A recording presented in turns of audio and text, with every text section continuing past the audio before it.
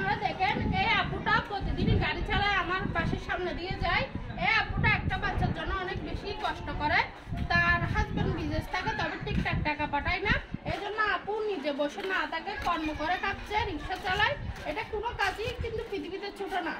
এটা বারবারে বলতেছি, কোনো কাজই পৃথিবীতে ছোট না। আপনি কিছু বললে বলেন। অনেকবার শুনছিলাম। আপু কিছু বলার থাকলে বলেন।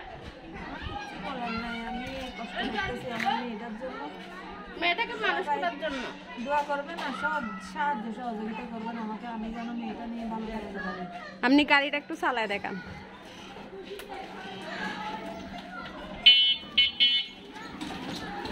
আপনি চালায় মেয়ে ওদিকে যান, দেখে না।